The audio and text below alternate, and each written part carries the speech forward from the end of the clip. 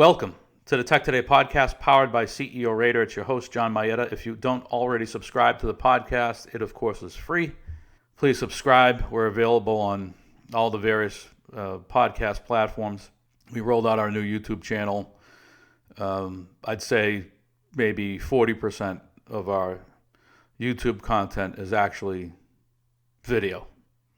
Right? We're still kind of at a point where we're recording audio and putting it up there as a video file, but I'm trying to get that a 60-40 by the end of the year, and then hopefully in 2022 it's 100% video content, true video content.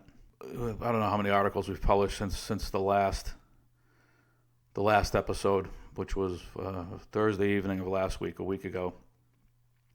But I wanted to talk about how federal government, with earnings season coming up, and is hurting small business, particularly retailers.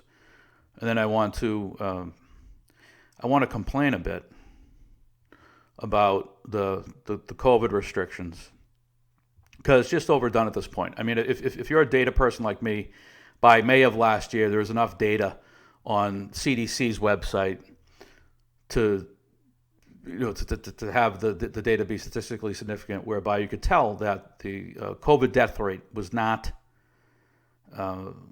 higher, no different than the flu's death rate. And that is with the CDC's overreported data, meaning they overreport the number of COVID cases. And that's not to say that they're tweaking numbers themselves. I don't know what they're doing internally. But a lot of that is just collecting data from the hospitals in terms of what the CDC reports. And it's the hospitals themselves that skew the data high, skew the number of COVID cases high. How do I know this? Well, there are a number of medical professionals that have testified to the case. I have a blood relative who is a registered nurse for one of the largest, most prestigious hospital systems in the world. And if I said the name, you would recognize it. And the hospital systems, the healthcare providers, overreport COVID deaths, COVID instances, because they get reimbursed. They get reimbursed through these various federal programs, with two under Trump, now one under Biden, with two more coming. The infrastructure bill is going to be split in two.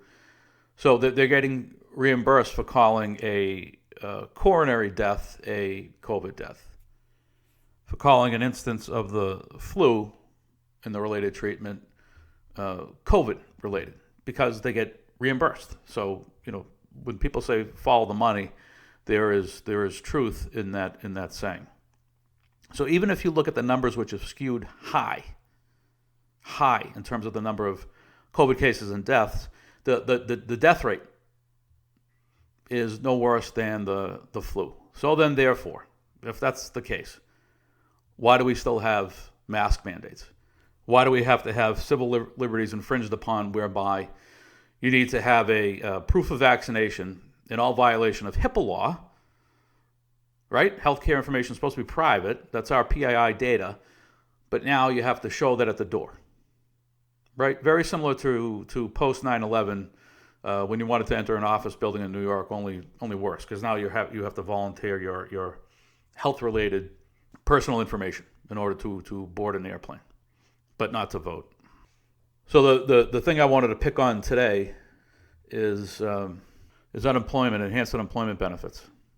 The CARES Act, pandemic unemployment assistance, and related, let's call them enhanced unemployment benefits that came about as a result of COVID, and that aren't going away. And it's not the first time I've said that or wrote that. Those benefits aren't going away. If you look at the CBO's estimates for unemployment entitlements related to COVID, they have it dropping off after this year. But those handouts, let's call it what they are not going away. Neither political party is going to want to do the courageous thing and pull back and say, this is not good for the country. Paying people more to stay home and not be productive creates moral hazard, does not help productivity, and it increases the government debt. It's not good for the country at the aggregate level, nor for individual citizens. So let's look at the retail sector. Not just small retailers, but large ones too, because they have thin margins.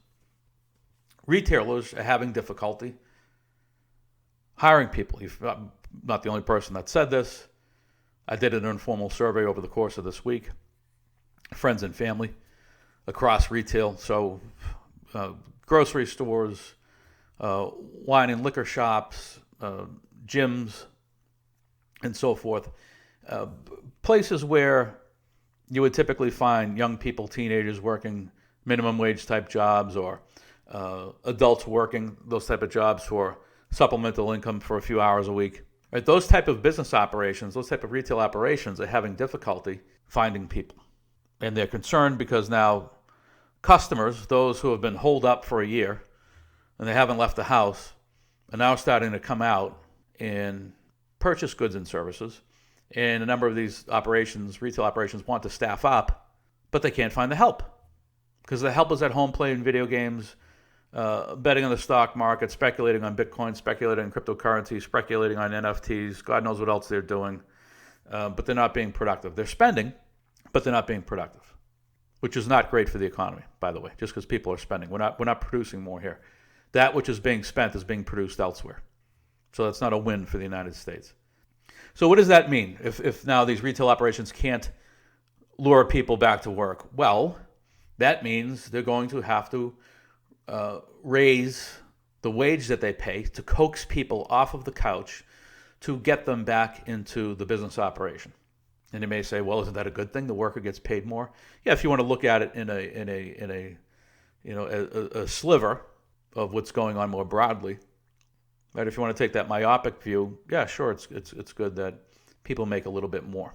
But it's very different when people are getting paid more. Not because economic productivity is increasing and the labor market is tight because everybody's working and being productive, and if you want to hire more people, chances are you're going to hire them from somewhere else, and therefore you've got to pay them more. That's good. That's what you want. You want that type of wage inflation, because that type of productivity is good for the economy, good for everybody. Even if the various businesses have to pay more and have it eat into their unit margins a bit, presumably they're driving top line growth. And net, it's good to have a productive economy, right? I mean, that's just sort of self-evident. However, that's not what's going on here.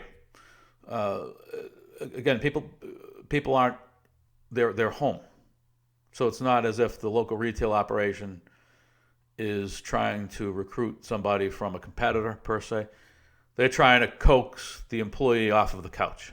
So in this case, what's going on is not that the United States is more productive, it's that retailers now are competing with the federal government. The retailers have to pay the employee more than that person is earning from the federal government through one of the enhanced unemployment benefit programs in order to coax that person back to work. So the federal government, Powell was on 60 Minutes, Fed Chair Powell was on 60 Minutes over the weekend, and he was saying what we did was heroic. We saved the economy. No, you're competing with the very businesses that you're trying to help. You're their biggest competitor. And when I say you, I'm talking both Treasury and the Fed, right? It's both the fiscal and then the federal side. The Federal Reserve enables the fiscal side because the Fed's the one buying the Treasury bonds or whatever other Treasury securities are issued to raise money to then hand to people, right? So it's a concerted effort. The Federal Reserve and Treasury in lockstep. So when Powell says the Fed is an independent agency, technically it is, but in practice it's not. He's working in lockstep with Treasury. And so all of these guys at the executive branch, Congress, Treasury, the Fed, they're doing the politically expedient thing. They're giving handouts to make people happy. But what they're really doing is they are destroying the economy, right? Destroying business, in ruining people's lives, because now they've got this moral hazard where you've got a whole generation of young people that think it's okay, it's proper to stay home and collect a check but not be productive. And now they're going to pass that on to their kids someday. So this is a slippery slope. That's Alpha Now. See you next time.